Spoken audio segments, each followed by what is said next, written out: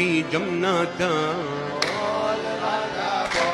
अस्सलामुअलैकुम वरहमतुल्लाहि वबरकातुहू। मेरे प्यारे नाजरीन, एक बड़ी ही अफसोसनाक खबर है कि अभी तक तो हम ये सुनते थे कि हिंदुस्तान की सरजमीन पर दिवाली मनाई जाती है, यहाँ के गैर मुस्लिम और यहाँ पर दिवाली बड़ी धूमधाम से मनाते हैं।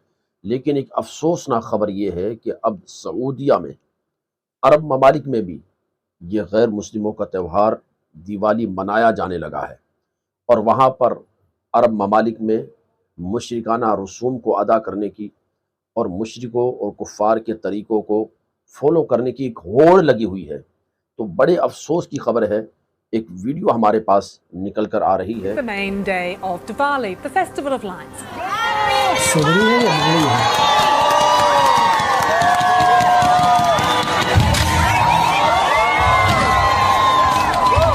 तो दोस्तों, आज हम बात करने वाले हैं कि किस तरीके से सऊदी अरब में दिवाली की तैयारी चल रही है, किस तरीके से पूरे सऊदी अरब को दुल्हन की तरह सजाया गया है। तो दोस्तों, आप बने रहिएगा वीडियो के अंत तक। दोस्तों, अगर बात सऊदी अरब के दिवाली की होती है तो वहाँ की दिवाली बड़े ही धूमधाम से मनाई जाती है। जी हाँ, भारत की तरह ही सऊदी अरब में भी लोग दिवाली को सेलिब्रेट करते हैं, दीप जलाते हैं, एक दूसरे को मिठाइयाँ देते हैं और सेलिब्रेट करते हैं। केवल इतना ही नहीं, वहाँ आतिशबाजी भी की जाती है, पटाखे भी चलाए जाते हैं।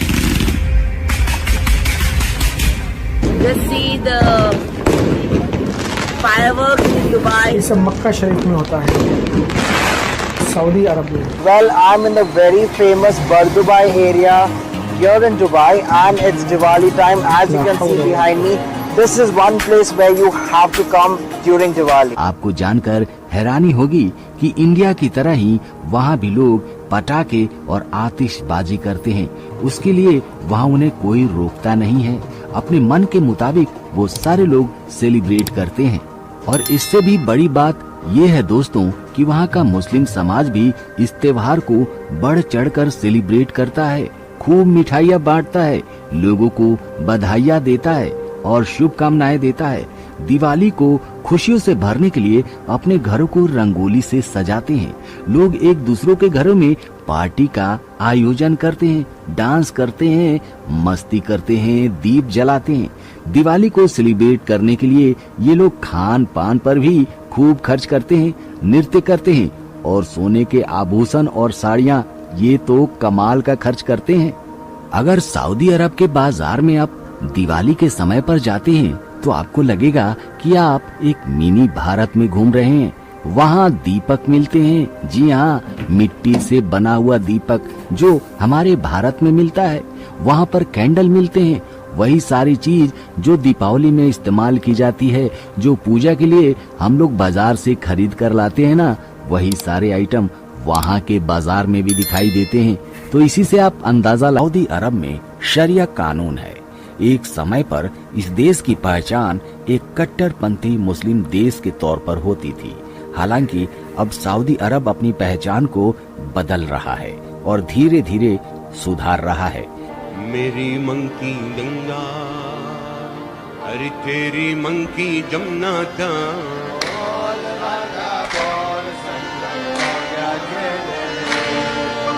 मेरी मन की गंगा, मेरी मन की जन्नत। सऊदी अरब ने कई ऐसे फैसले लिए हैं जो अपने मुल्क में लागू किए हैं, जिनसे उनकी छवि सुधरी है। لن نضيع 30 سنة من حياتنا في التعامل مع أي أفكار متطرفة، سوف ندمرهم اليوم وفورا। हालांकि अभी भी कई ऐसे नियम हैं जो गैर मुस्लिम लोगों के लिए काफी चिंताजनक हैं। सऊदी अरब में गैर मुस्लिमों के लिए पूजा पाठ और अपने धार्मिक अनुष्ठानों का अनुपालन काफी कठिन माना जाता था। सऊदी अरब में जहां वहाबी इस्लाम की मान्यताओं के आधार पर कानून चलता था, यहाँ इस्लाम के अलावा किसी दूसरे धर्म की सार्वजनिक रूप से पूजा या धार्मिक गतिविधि की परमिशन नहीं होती थी। यहाँ पर सिर्फ मुस्लिम ही सार्वजनिक तौर पर अपने धर्मों के अनुष्ठान कर सकते थे। सऊदी अरब में हिंदुओं और ईसाई समेत सभी गैर मुस्लिम धर्म के पूजा स्थलों जैसे मंदिर या चर्च का निर्माण नहीं हो सकता था। हालांकि ये कानून हिंदुओं समेत गैर मुस्लिम धर्म के लोगों को उनके घर पर निजी पूजा की अनुमति देता था, लेकिन ये भी बिना किसी सार्वजनिक ध्यान के होना चाहिए था।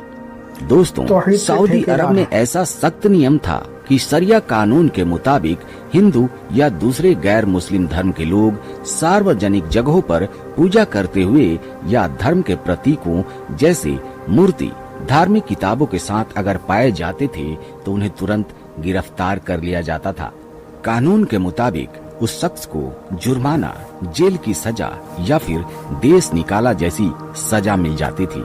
लेकिन दोस्तों, कहते हैं कि समय बड़ा बलवान होता है और समय के साथ साथ सऊदी अरब ने अपने नियमों में बहुत सारे बदलाव किए हैं। और दोस्तों, ये तो पूरी दुनिया जानती है कि सऊदी अरब में हिंदू मंदिर बनकर तैयार हो चुका है। वहाँ पूजा पाठ होती है। जिस देश में पूजा पाठ करने पर पाबंदी थी, वहाँ हिंदू मंदिर बनकर तैयार हुआ।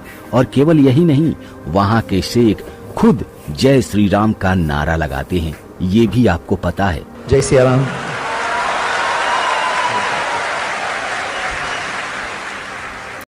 इसके अलावा अगर सऊदी अरब के राजकुमारी के बारे में बात किया जाए तो वहाँ की राजकुमारी हिंदू धर्म की पढ़ाई कर रही हैं, हिंदू धर्म के ग्रंथों के ऊपर रिसर्च कर रही हैं और ये हमारे सनातन धर्म के लिए बड़े ही गर्व की बात है। करता हूँ आपने ये वीडियो तो देख लिया कि किस तरह से वहाँ दिवाली को सेलिब्रेट कर रहे हैं और किस तरह से हिंदुआना रसूम को अपने यहाँ राइज कर रहे हैं कि पहले वहाँ दुबई में बहुत बड़ा मंदिर बनाया गया, उसके बाद शराब की दुकानें खोली गई सऊदीया में, और उसके बाद इस तरह के ईसाई क्रिश्चियन के त्यौहार को सेलिब्रेट किया गया अजीब तरह का हुलिया बनाकर और अजीब अपनी शक्ल सूरतें बनाकर।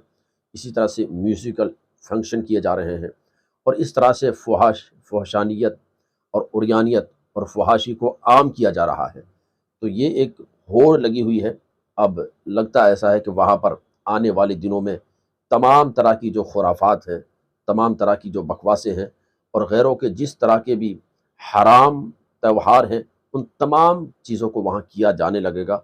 बस अल्लाह ताला हमारे हालात पर रहम फरमाए और इन लोगों को जो अरब हुक्मरान ऐशो इशरत में डूबे हुए हैं, इनको अक्ल अता फरमाए, इनको समझ अता फरमाए, इनको हिदायत अता फरमाए।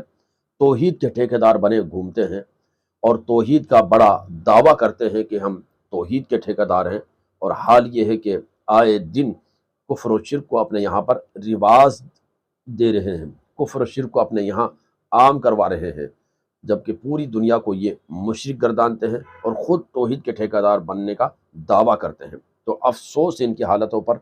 अल्लाह ताला इनके हालात पे रहम फरमाए, इनको हिदायत अता फरमाए और दीन की अच्छी समझ बूझ अता फरमाए।